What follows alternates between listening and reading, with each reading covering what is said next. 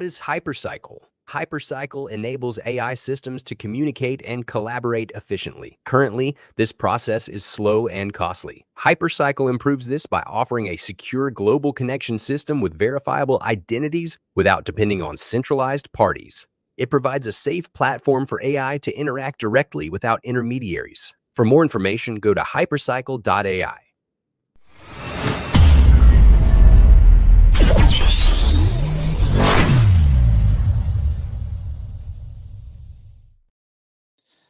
I am Nick Black. I am with Tufi Saliba. He is in another part of the world where it is dark out. Tufi, I'm in Hong Kong, brother. I have there's 3 meetings back to back tomorrow, and which ends with David and David, which you know, one of the Davids. And it's been extremely busy before that. A lot of people knew that we were in Seoul. We had on Friday, I got probably, before COVID, I used to speak in like 80 events per year. But I've never in the same day spoken 3 different events until last Friday. So we did announce the International Agency for Copyright, AI to AI. We started the day with me providing a keynote on where's AI heading. And I did say something that got a lot of scientists in the room, a lot of folks that they are engineers, to feel completely different about me.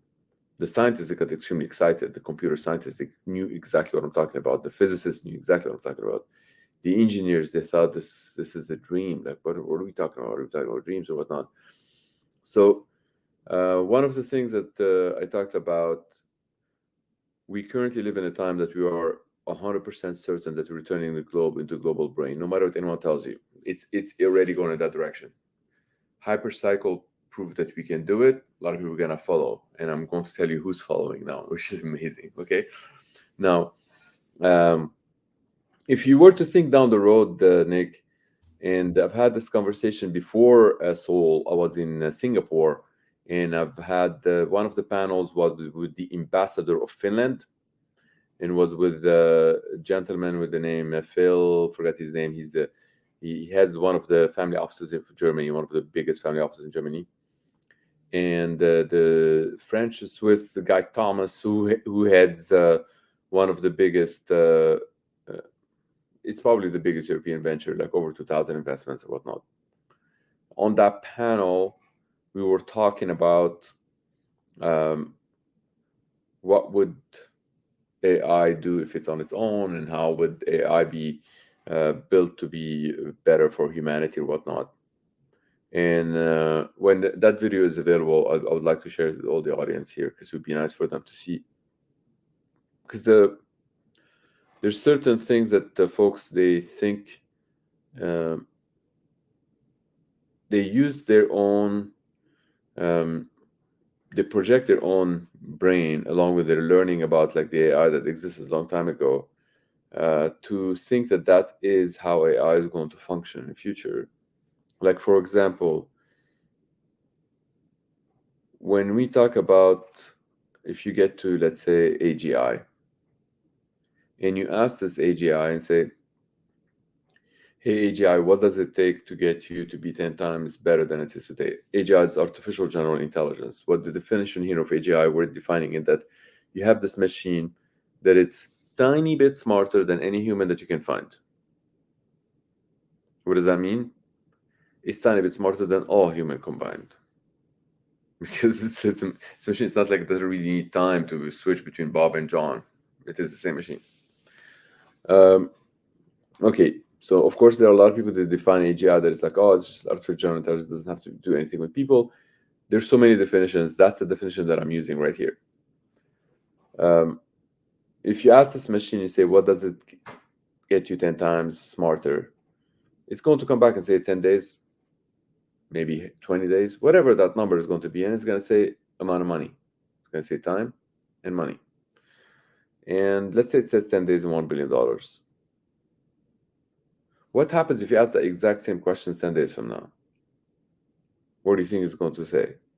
more or less? Well, we live in a world of more. Right. But if you're going to ask this But machine, if in 10 days it's been 10 days, obviously it's achieved its right, it's goal. already 10 times smarter. Right. And you're going to tell, what does it take to get you to be 10 times smarter? So now it's a day. Probably. Yeah. Yeah, right. So almost everyone agrees that it's going to be less than 10 days, less than $1 billion, if that's the number, right?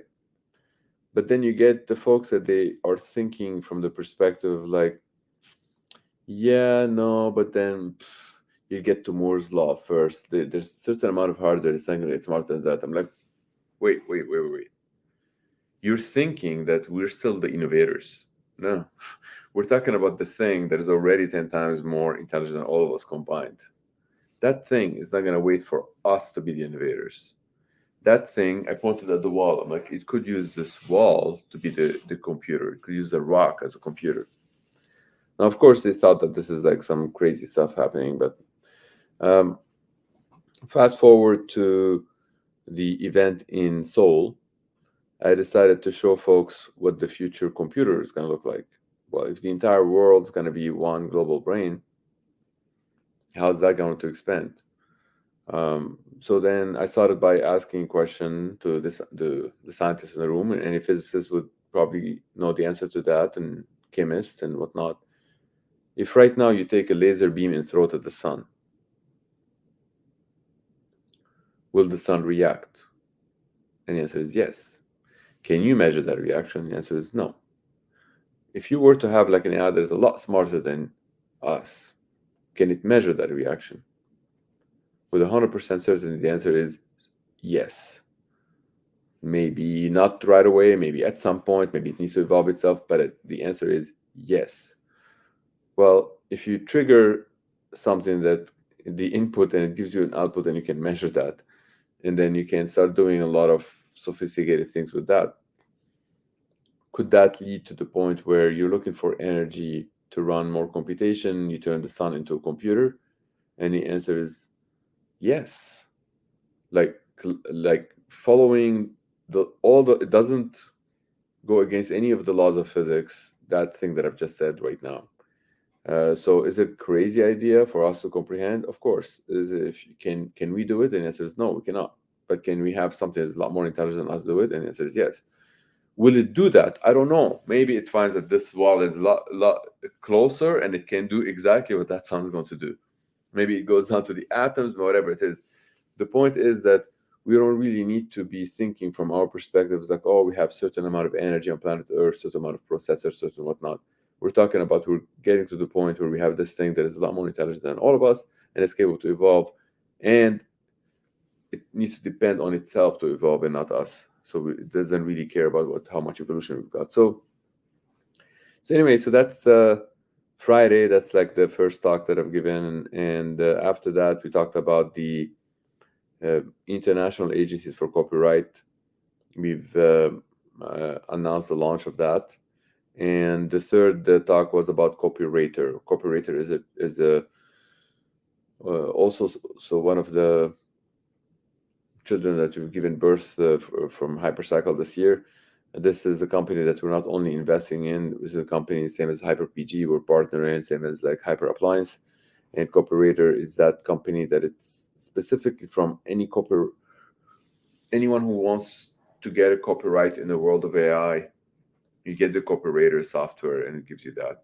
So that's like our baby. Now there's some elements that I'm sharing here, but and just to kind of to clarify, so Copywriter kind of supports the International Agency for Copyright for AI, right? Yes, because if you were to suggest that the International Agency for Copyright can exist, but somebody's going to be like, but how is it going to exist? Can some technology provide it with the ability to actually exist based on what you guys are describing? And the answer is yes. Well, many companies that can come in and play. Like it's not a win-lose equation. It's like there's more collaborative work than ever in this place, and I think it can provide it with anything that it needs. So if you have an AI that needs to get that copyright or the equivalent of what copyright is to the world of AI. So what does this solve is basically any copyright office that currently today it receives an application that is done by AI, they're already saying no. Well, instead of saying no, you say, go to these guys. It's off your back.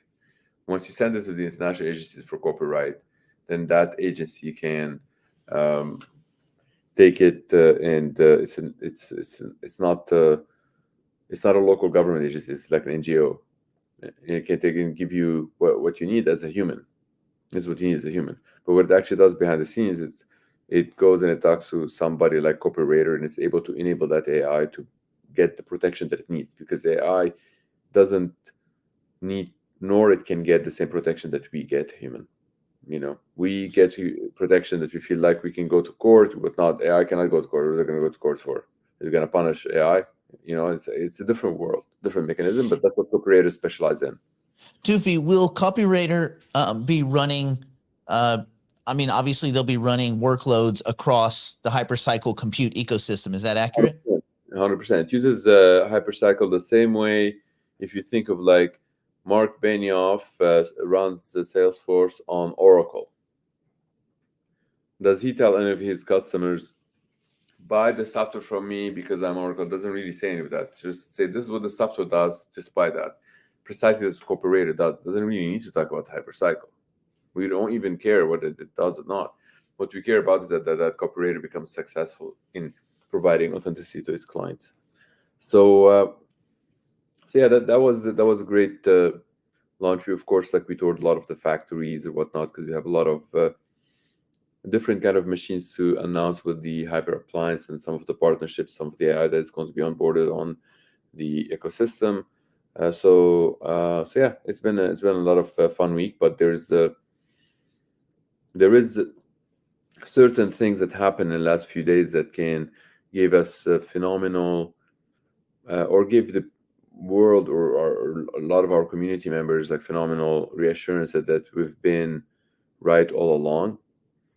And it's effectively, if people were to look at some of my talks from 2015 or 2017 or 2018 or whatnot, and many people, they did talk about like Andrew Miller worked on he's a professor at Urbana-Champaign, Illinois. I think he was, before that he was at Princeton, I think.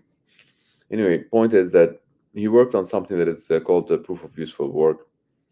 But folks that they know TODA, they know that it's like actually the proof of useful work itself doesn't work unless the work is to run the system itself.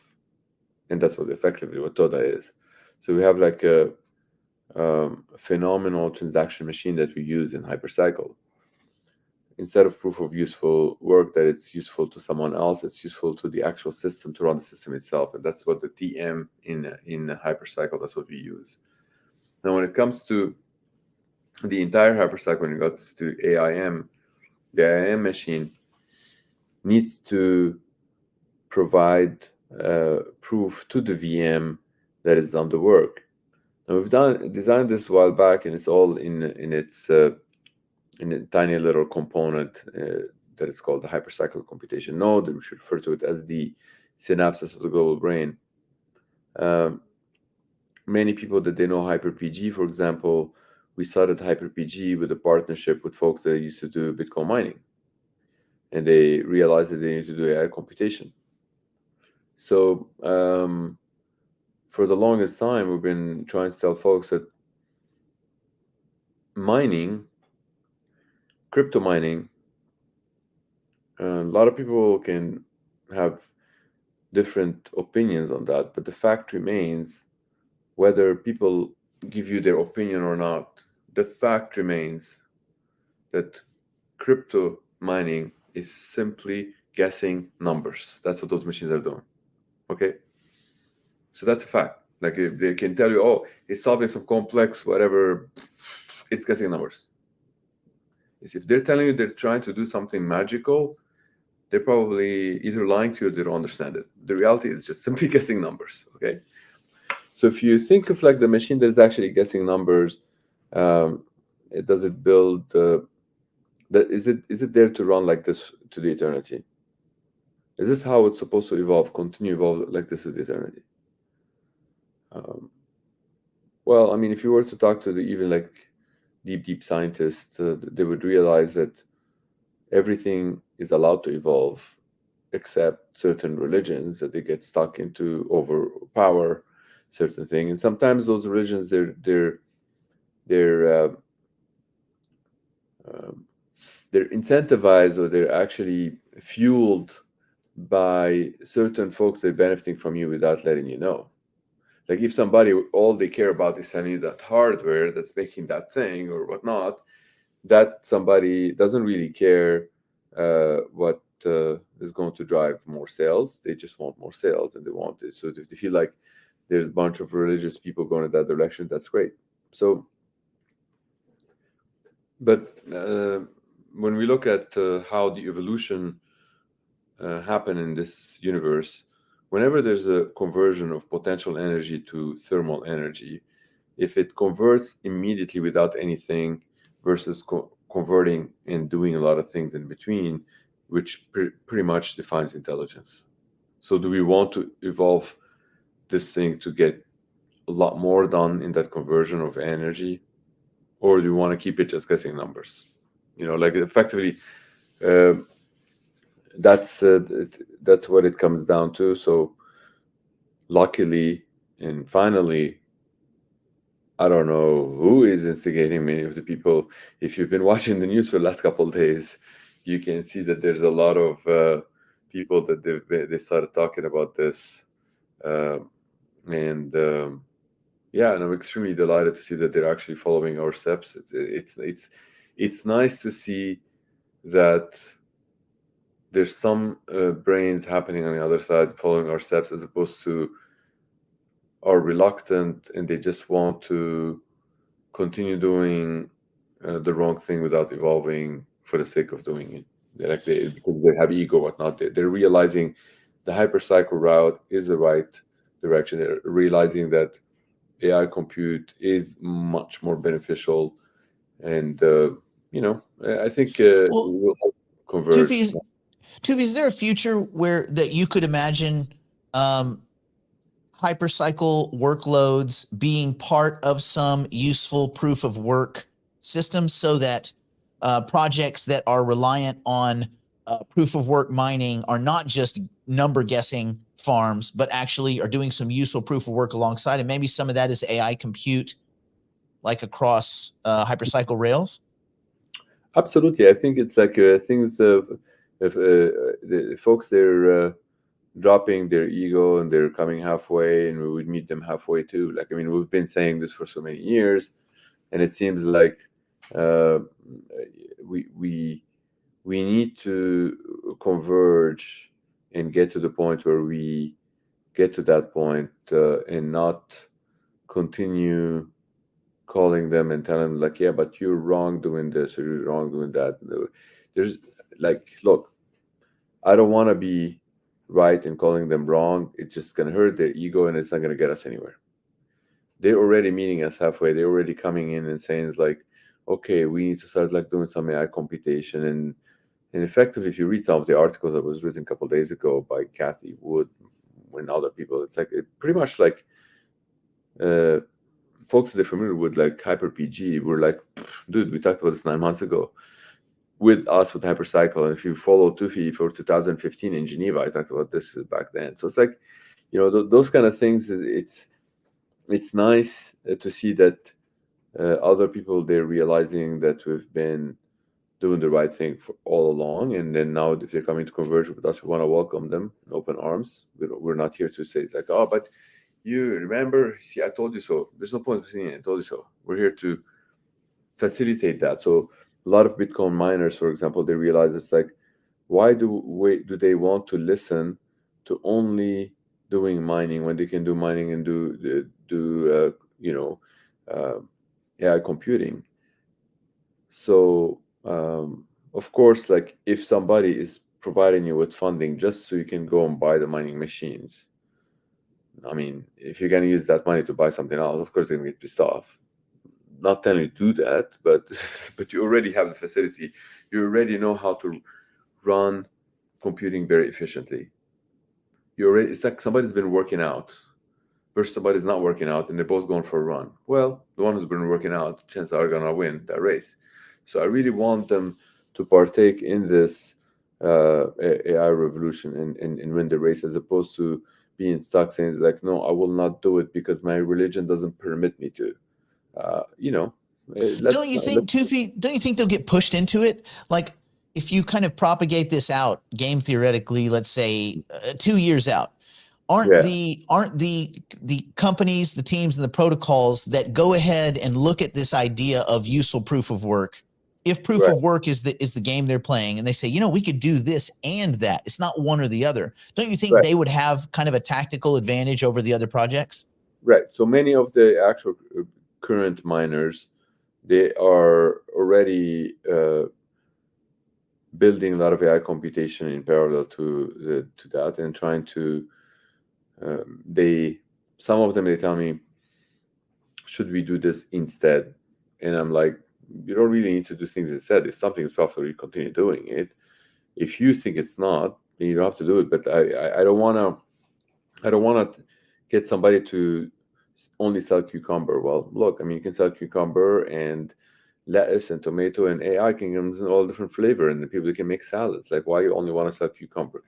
So it's like, if that's the business that you're in, you want to run computation, you can do all of these computations. So I think people are coming into terms with that, and they're realizing that they can hedge their risk. They don't have to do just like mining. And over time, I think they will have a lot more benefit, because when they see, it's like,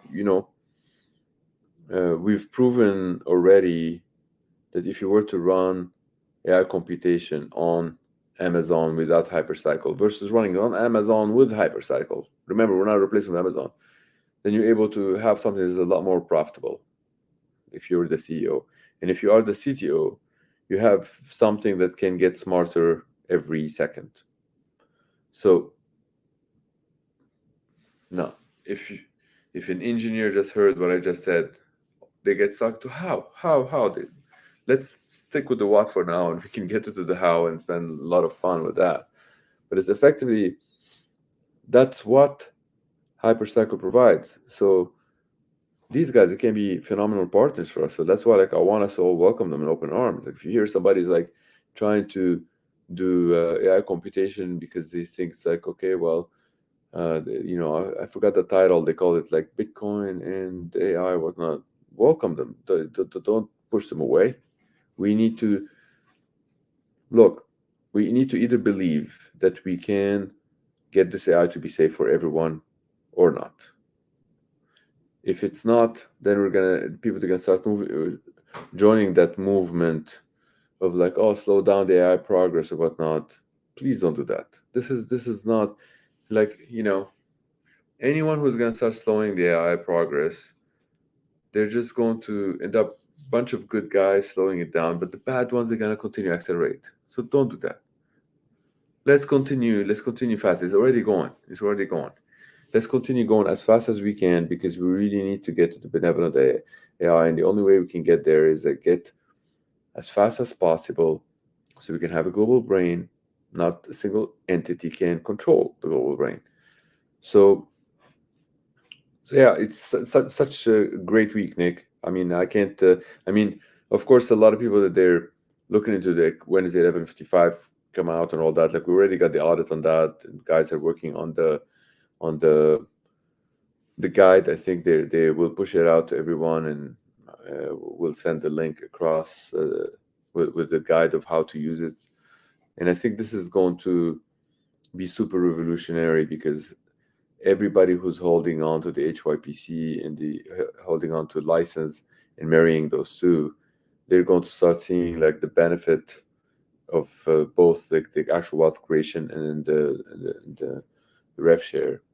So yeah, I mean, if you hear somebody's like moving their things, yeah, that could be your baby that's going to power one entire computing center, or just like part of it. Um, it's just a phenomenal week to see that happening. And just so just so that everybody knows, we do understand that the second that the 1155 comes out, everybody's not going to know the second that it happens. We're not going to just kill everyone's tilling that moment. Like, there will be a grace period for people to marry their tokens and point them. It's not over. You missed it by an hour, all your tilling is gone. That's not what we're doing. We want a graceful transition. 100%.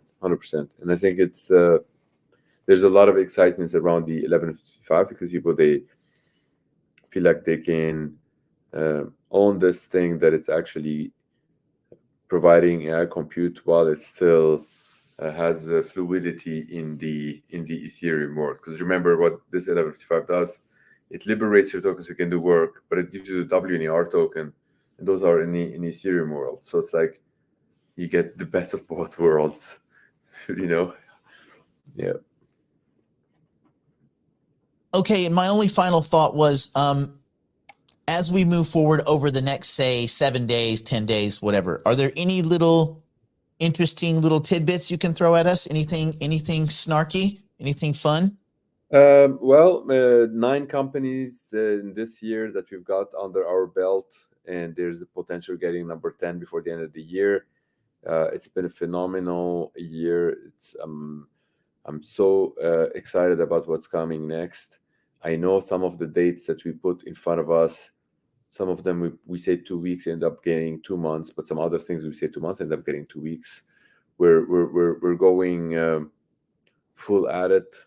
And some of the discussions that I've had earlier today with some of our engineers is that why did we build all game theoretic things of hypercycle? Why is it the HYPC at the same price as the actual license?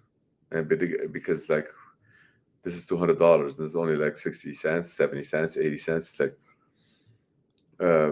so all of those things they're gonna come out eventually, and then so people can understand why that makes the most amount of sense in a trajectory to working towards. And it's not something that's like we're pushing it. We're not pushing it. It is organically.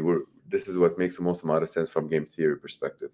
So when something makes sense from game theory perspective, it becomes like gravity, and gravity works. It's not 100%. Actually, most people think that gravity works 100%. It's not. It's actually, even gravity is still it goes at 99.9999999%. But it's kind of work like gravity. Math is phenomenal. So that's effectively what we're working towards. We just have to continue working and execute properly, and then we'll get there. So.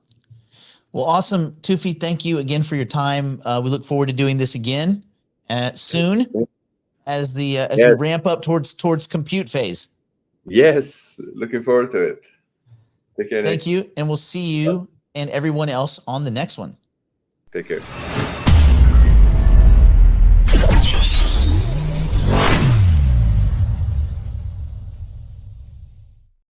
Do you trust your crypto assets to centralized exchanges that actively sell your private information and front-run your trades? Would you like to buy and sell your assets without any middlemen, intermediaries, or robots? Do you like paying slippage, fees, and having the price go up as bots steal from you on low-liquidity decentralized exchanges? The solution is nodemarket.io. Set your guaranteed buy or sell price. No middlemen, no slippage, no bots, ever. Buy or sell 1, 10, or even 10 million tokens, and you never have to worry.